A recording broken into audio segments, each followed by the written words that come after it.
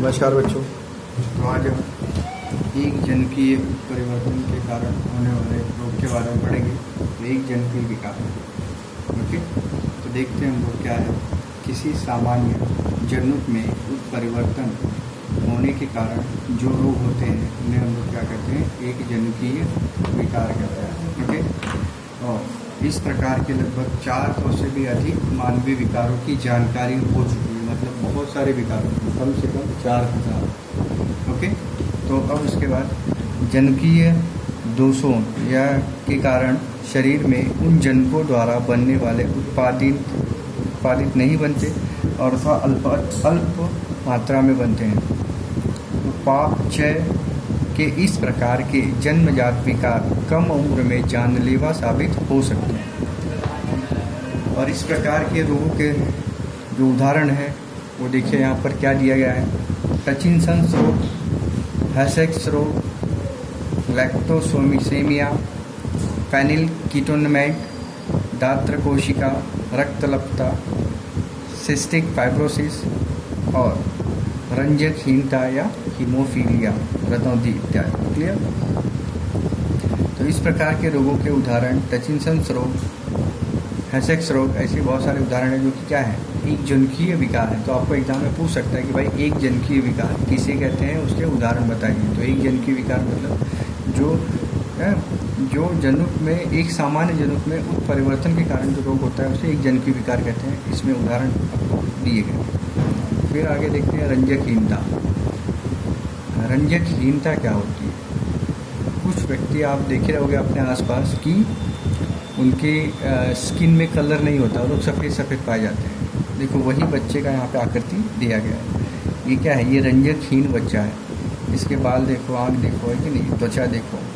तो इसमें मेलानिन नामक जो हार्मोन होता है, रंजक द्रव्य होता है, ऐसे व्यक्तियों में नहीं पाया जाता। कौन सा, मेलानिन। तो इसके कारण रंजकहीनता का रोग होता है। तो देखते हैं हम लोग रंजकहीनता यह एक जनुकीय विकार है।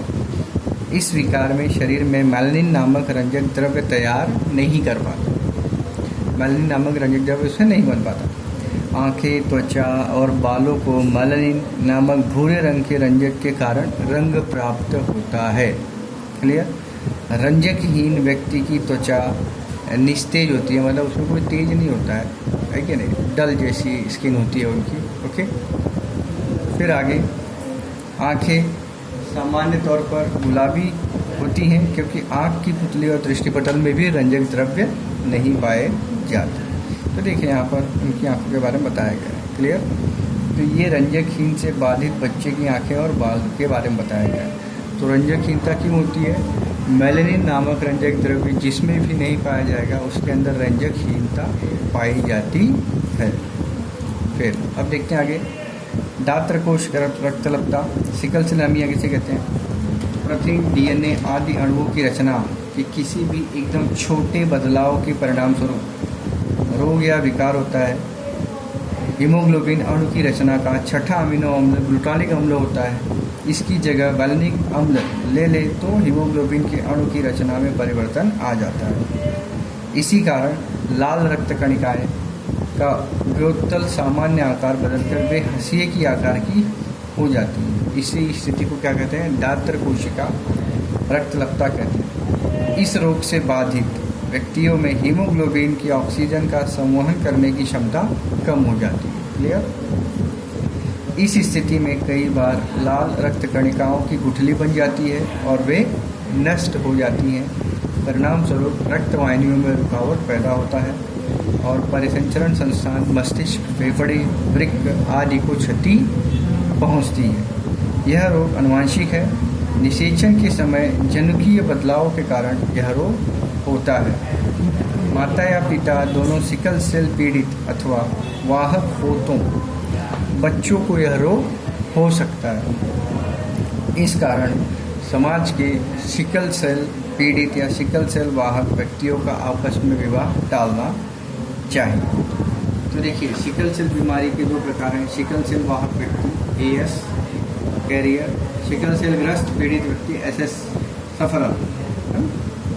सिकल सेल रोगी की पहचान कैसे होती है? हाथ पैर सूख जाते हैं, जोड़ों में दर्द होता है, असहनीय वेदना होती है, सर्दी व खांसी बार बार होती है, शरीर में थोड़े ज्वर का होता है, जल्दी थकान होती है, चेहरा निस्तेज दिखता हो जाता है, हीमोग्लोबिन की मात्रा कम हो जाती है।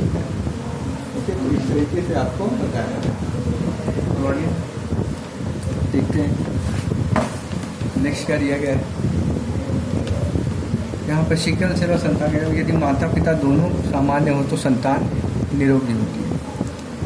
माता या पिता में से एक सामान्य तथा एक वाहक हो तो संतान सामान्य या वाहक होने की संभावना आधी आधी हो जाती है। माता या पिता दोनों एक सामान्य और एक पीड़ित हो तो संतान वाहक होगी, उनके अंदर पाया ही जाएगा ये रोग। तो ये जेनेटिक रोग है, अनुवांशिक रोग है।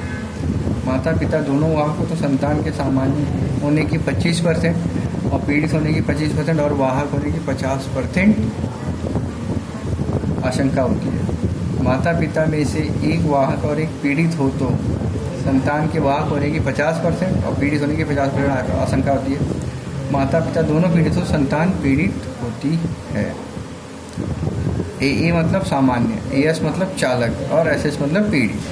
तो सामान्य होगा तो सामान्य, अगर दोनों चालक होंगे तो चालक, है कि नहीं। देखिए उपाय इसका क्या है। यह बीमारी प्रजनन द्वारा भी प्रसारित होती है, इसलिए शादी के पूर्व या बाद वधू और वर दोनों को रक्त की जांच करा लेनी चाहिए।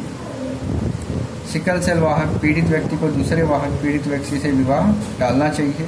सिकल सेल पीड़ित व्यक्ति को प्रतिदिन फॉलिक अम्ल की एक गोली खानी पड़ती है। सिकल सेल से बाधित बच्चे का हाथ इस तरीके से होता है, सूजन आ जाती है, ये विभिन्न प्रकार की इसमें चीज़ें हो जाती हैं। आगे देखते हैं क्या है। तंतुकणिकी विकार। तंतुकणिका के डीएनए अणु के जनुक भी उत्परिवर्तन के कारण सदोष हो सकते हैं। भ्रूण के विकास के समय केवल अंडकोशिका से तंतुकणिकाएं आती हैं, इसलिए इस प्रकार के विकार केवल माता द्वारा ही संतान को मिलते हैं। और लेबर का अनुकांशिक तंत्रिका विकार तंतुकणिकी विकार का उदाहरण है। बहुजनिक परिवर्तन। देखो, बहुजनिक परिवर्तन के कारण होने वाले विकार कभी कभार एक से अधिक जनकों में परिवर्तन होने के कारण विकार आ जाते हैं।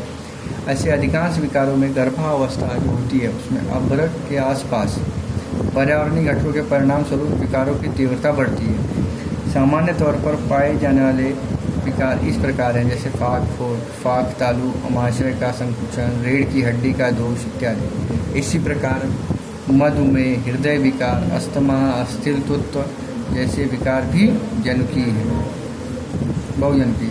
बहुघटकीय विकार मेंडल की आनुवंशिकता के प्रारूप से पूर्ण रूप से नहीं मिलते। पर्यावरण, जीवन शैली तथा कई दोषपूर्ण जनुक इनके संयुक्त जटिल परिणामों के कारण यह विकार होता है। इसमें आपको तंबाकू सेवन और कोशिका के अनियंत्रित वृद्धि के बारे में बताया, तो इसको आप एक बार पढ़ लीजिए, आपकी केवल जानकारी के लिए। ओके, तो आगे नेक्स्ट लेक्चर में हम लोग नेक्स्ट पार्ट देखेंगे जो भी होगा। तो अभी के लिए बस इतना ही। धन्यवाद।